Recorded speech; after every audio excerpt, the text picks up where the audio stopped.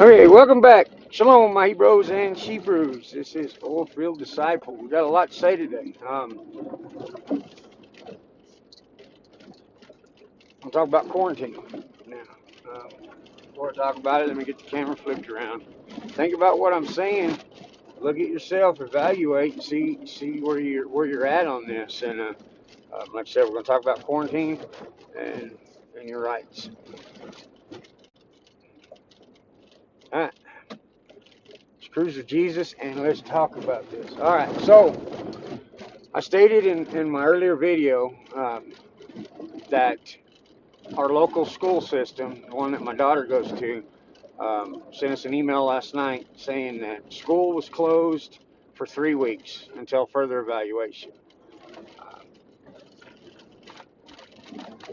I recently learned that the entire state of New Mexico has suspended school for everyone for that 3 weeks. The entire state of New Mexico.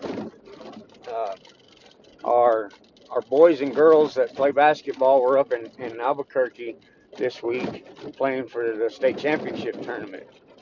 They resumed the tournament, but are not allowing any fans to watch. And as soon as the team is done playing, they're to go back to their quarters. Um, Crazy. All right, so that got me sitting on a path thinking about things. Suppose, and I'm just going to use this as a kind of an example. I live in a small town of probably 3,000 people. Suppose a small outbreak kicks off in our town, and that exposes pretty much all of us to it. And the state government, according to the Public Health Emergency Response Act, can quarantine the entire town, county, or whatever, as far, everything in the state if they want to. But let's just say they quarantine my little town. Can't come in, can't go out. You're stuck there. Are you depending on Uncle Sam to bring you lunch, dinner, and breakfast and your daily supplies that you're going to need for, say, 21 days that you're quarantined? Or do you have those supplies on hand where it doesn't matter if Uncle Sam shows up with the little food wagon? You can handle it. You've got it. I look at my situation, we're good to go. You can shut off the electricity, you can shut off the water. We're still good to go. Think about that. Imagine the electricity goes, with this. You're quarantined, no electricity, no water, for whatever reason. What are you gonna do? You know, do you have contingency plans? Do you have plan A, B, C, D, E, and F if needed? Um,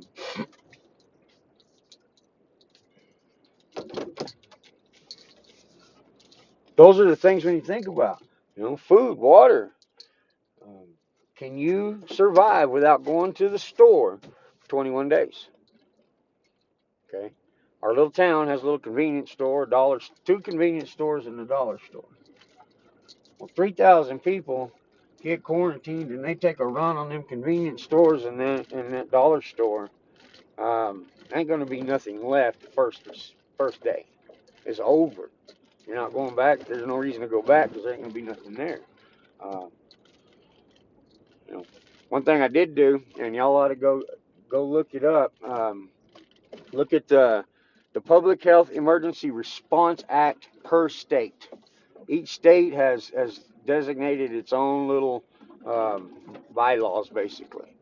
When I looked at my state, New Mexico, I read that they have the right to quarantine whomever for as long as ever, for as wide a space as ever, that they deem a risk of a communicable disease.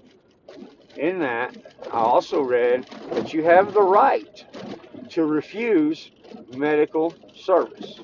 They cannot force a medical service upon you, meaning, we're going to give you the shot. No, you're not. Get away from me with that needle. Well, this is Emergency Response Act when we have the right. No, you don't. I just read it. You don't have the right. Um, Vice President Pence was talking a little bit about a quarantine earlier, that they are doing the best that they can do in the quarantine process to not interfere and nullify your rights according to the Constitution. Okay, they may be trying to do that right now, but according to the Constitution, I have the right to travel. I have the right to pursuit of happiness. And so, if they quarantine me, that's going to shut down some of them rights. And we just got to understand that, that's necessary. I don't want to go nowhere if I may be infected. You'd be a jerk to do so. Um, let's sit down, wait it out. Bug in, baby. Let's practice what we preach. Let's practice what we walk. Uh, Plain and simple. Uh, like I said earlier in my earlier video, I think this is just the tip of the iceberg, the beginning of what we're going to see here. This is a bioweapon unleashed upon us for whatever reason to serve whatever purpose, and it's doing it. America is fixing to come to a sudden halt, and it ain't going to be pretty for those who just live off of the store every day and don't have nothing in their cabinets.